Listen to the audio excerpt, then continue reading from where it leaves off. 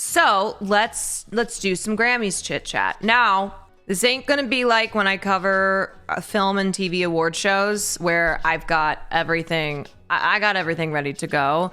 I was kind of going through Twitter, bookmarking some moments, but full transparency, I am not a music person like I am a film and TV person. So I don't really follow. I'm not as knowledgeable in the Grammys as I am with film and TV award shows. However, there were some moments last night.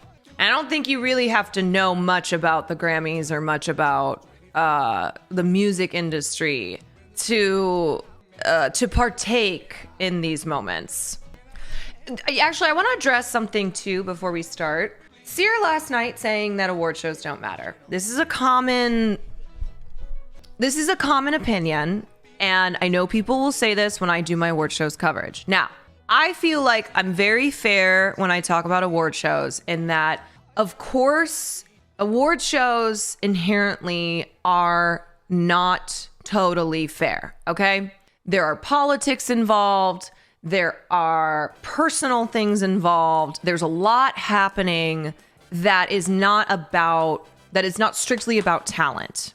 And the Grammys are peer industry awarded, is a peer industry awarded show. So a lot of times it goes to, like, these big awards go to artists who are universally liked. Taylor Swift is a person in the industry who is very well liked. So there is a huge personal aspect to the Grammys. And it's why I believe Taylor Swift wins so many of the big Grammys, like Album of the Year, due to that factor. It's not strictly about talent. It's not purely about music. There is a lot of kind of that political stuff going on. But what I want to say about award shows, yes, there's a lot of bullshit to them, but they are important, especially for newer artists, you know, whether that is the Oscars, and by artists, you know, I'm referring to actors or, you know, filmmakers, or if it's the Grammys where it gives a huge platform to up and coming new artists who really can benefit from something like that. It's not rare to hear we don't live in a monoculture anymore, but I feel like music has always been so split. Well, I think one of the main problems with the Grammys is that a black woman has not won Album of the Year since Lauryn Hill in 1999. And there's no denying the influence that black women have on the music industry. Just how much they shape the entire industry. And of course, you know, you've got Beyonce as immediately someone who comes to mind.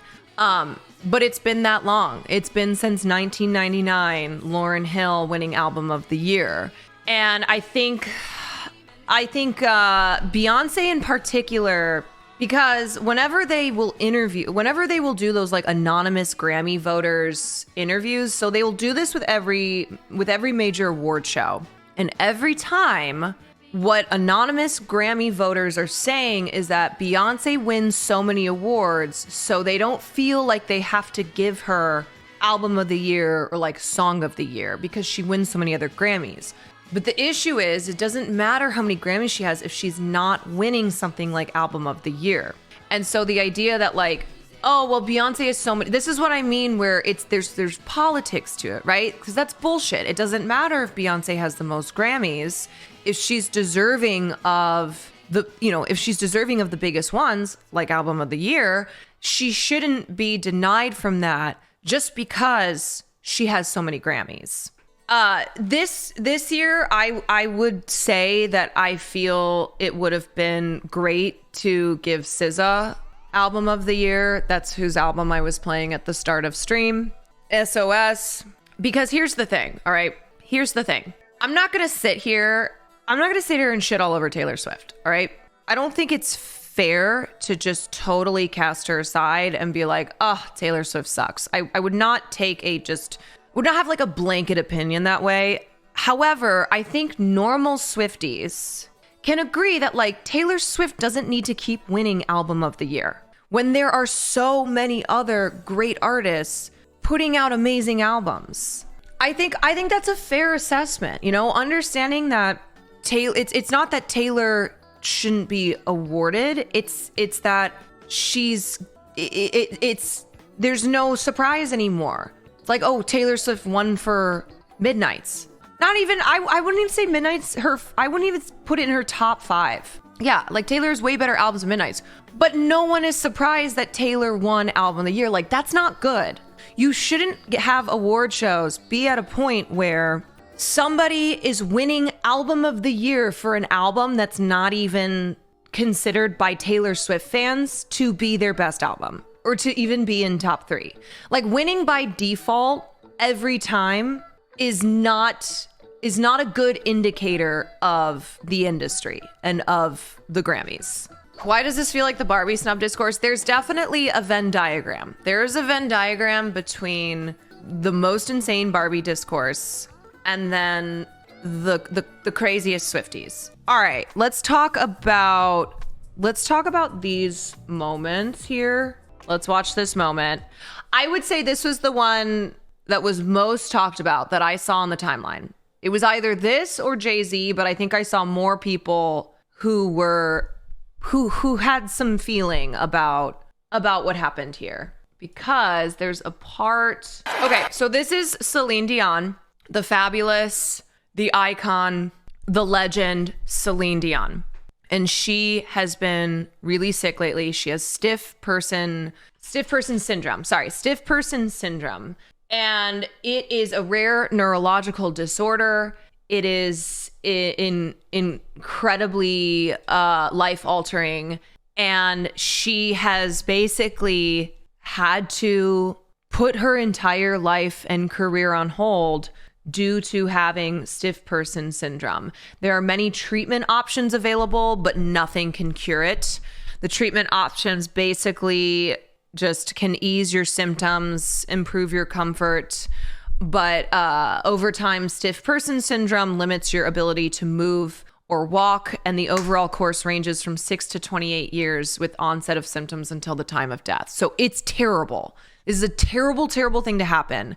And Celine Dion, who has a residency at Vegas, like she hasn't been able to perform. She hasn't been able to go out and do anything. So she's more or less bedridden. Yeah. So the fact that she was here tonight at the Grammys on stage was incredible. Like, people seeing Celine Dion come out it was probably one of the biggest moments of the Grammys.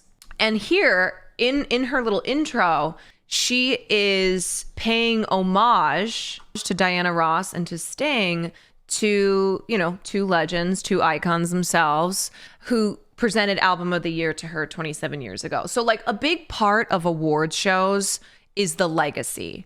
It's the nostalgia. They will bring out,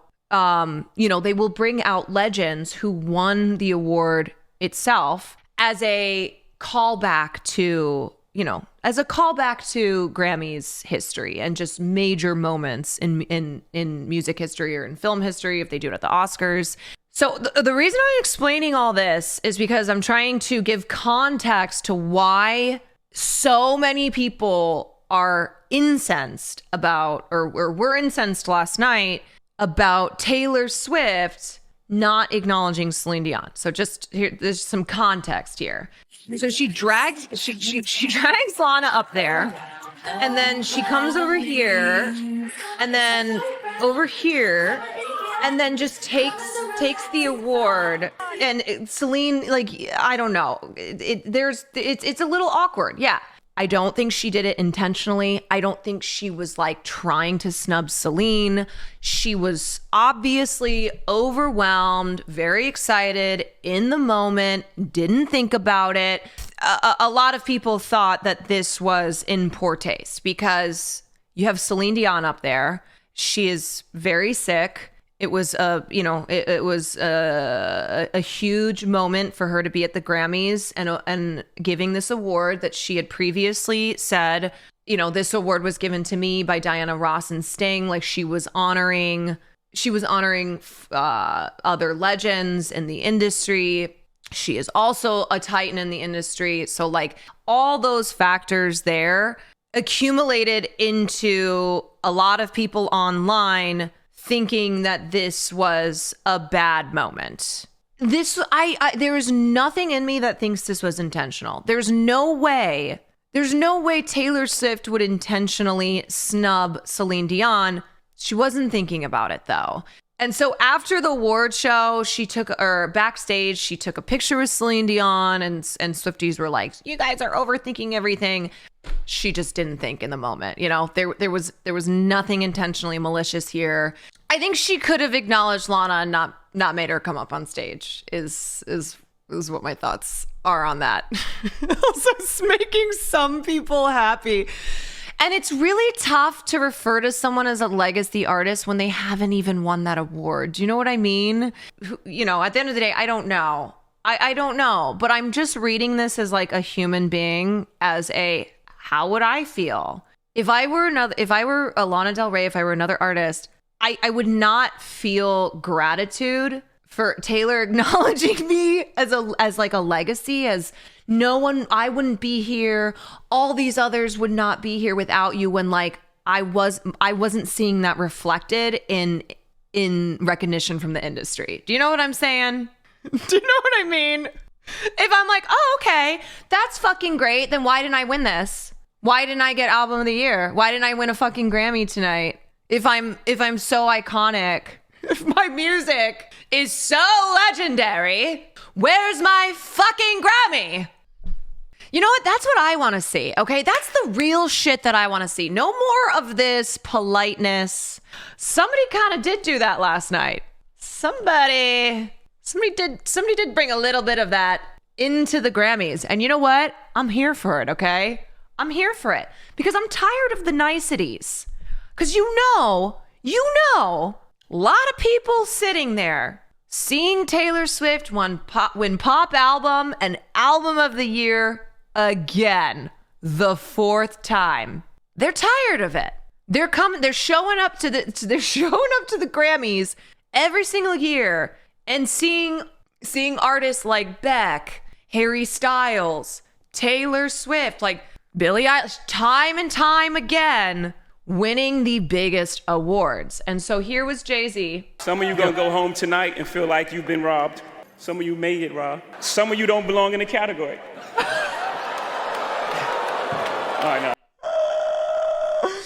Who is he shading? That's the question. That is the question. And of course, if you go on Twitter, if you go online, a lot of people have their opinions. And a lot of people, of course, seem to think that he's talking about Taylor Swift. Now, that could be because, as I've mentioned multiple times now, she has 4 album of the year wins. I don't know. I'm not gonna analyze that and say who I think he's talking about.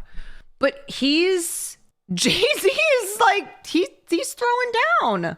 He's kind of saying what a lot of people feel about the Grammys. And year after year of this, where he's like, yeah, some of you are robbed, but some of you don't belong in this category. And not only are you not robbed, you're winning. Like, you don't belong in the category and you're fucking winning. Like, I think that's what he's saying here. No, that was it. No, when I get nervous, I tell the truth.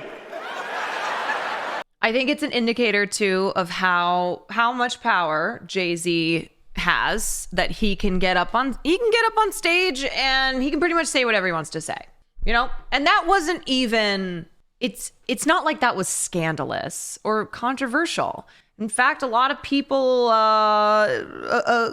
I was seeing were agreeing with him. You know, it resonated. Where they're like, yeah, yes, we're sick of the same artists getting recognition. All right, let's watch. Let's look at the Killer Mike.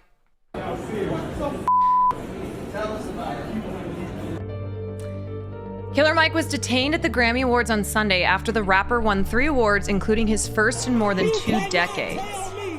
You cannot tell me that you get too old. You can't tell me it's too late. You can't tell me dreams come a sweep. It is a sweep. It is a sweep. I'm the... Shortly after accepting the prizes, he was reportedly taken away in handcuffs from the Grammys by the LAPD. Mike's first win came after he won for Best Rap Performance for Scientists, for Scientists and Engineers, which also took home Best Rap Song. Chris Gardner of The Hollywood Reporter first reported Mike's arrest and shared videos of the rapper being led away in handcuffs on social media. About the charges on him, an official stated it was a misdemeanor unrelated to anything inside the arena. He was arrested just after 4 following a physical altercation on the 700 block of Chickhearn Court. He was taken to the LAPD Central Division and was in the process of being released. The details of the alleged altercation remain unclear. Police and reps for Killer Mike did not immediately respond to requests for comments Sunday night. Earlier in the evening, Render gave a short speech when he won Best Rap Album for Michael, emphatically telling the audience that his dreams had come true. So I don't understand. I don't get why they timed it this way. Like, was it so that he could attend the Grammys and possibly win his awards, which then he did, and then they were like, okay, we're gonna arrest you now? I mean, this just feels like it was very intentional. They could have handled it a different way, and instead they made a big moment out of it. You know, like, you couldn't have waited until the awards were totally over and he had to be handcuffed. Now, we are talking about the LAPD, so when I ask these questions, I'm not really looking for answers. Oh boy, this was another, who's Tracy Chapman? Okay, a little bit of context here.